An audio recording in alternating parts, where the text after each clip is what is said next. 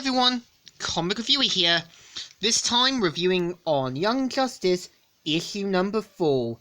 Now, as you know, Wonder Comics was a different line from main DC, which had things like the Wonder Twins, Naomi, also Amethyst, and so on. And of course, we have Young Justice. And the cover has the team sort of being shrouded in darkness by Dark Opal. And we're shown at the Tower of Opal, where the team are talking, and they say, where are we exactly? What, like in the story? And Amethyst points out that they're in the prison areas, where Dark Opal keeps the politicals and such. So, of course, Princess Amethyst remembers back, mainly yesterday, when she saved Princess Turquoise, saying, "You want my head? Come and get it!" And of course, manages to crash the wedding and tries to protect Lady Turquoise. And of course, does take on Dark Opal's forces. So of course, we're shown at Amethyst's meeting, and I like how there's a statue of Iron Man. So obviously, Bendis put that as a reference, saying, remember this, I wrote Iron Man. So Amethyst tries to talk how, like, you know, other people are becoming cowards, people are basically joining Dark Opal, and the team do have mixed feelings about Princess Amethyst.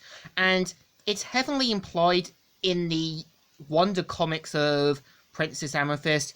This one is meant to be an imposter, and it's kind of implied the other people at the houses just want to see her do a better job.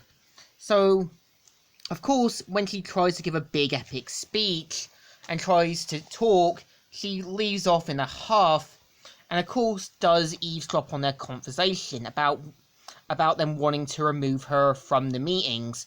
So of course there are some people who are still on her side, but it becomes clear that they don't really see her full potential.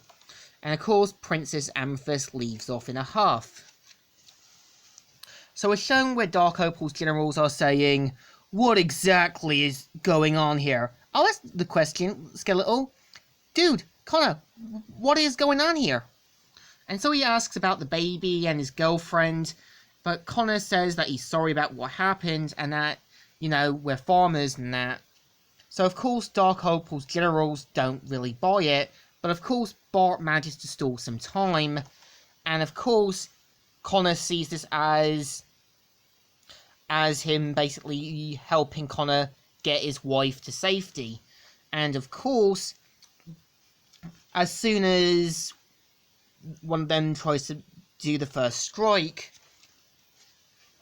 Connor basically Kryptonians him out of his armor and suggests that they leave, which they do. And they're like, dude, are you here by yourself? And he points out about, no, everyone else was here, and even asks about, you know, his wife and child. And of course she is a bit confused, and you can tell Bart's asking so many questions. And turns out the woman's name is Loki. And of course points out that he's a friend of his, and about the Earth, comes from the Earth where he was created. So of course you can tell she's thinking, is he really like this? And you can tell Connor's thinking, yeah, he is. And he asks, exactly who was with you? So we're kind of showing where Amethyst tries to talk with one of the gods, but they don't want her to be brought to Dark Opal. So of course Jenny Hex explains that since she was the great-granddaughter of Jonah Hex, there was something in the truck that because of all her great-grandfather's adventures, had something inside that he was storing away. And of course, as soon as the other guards open it, they end up getting killed by whatever it was.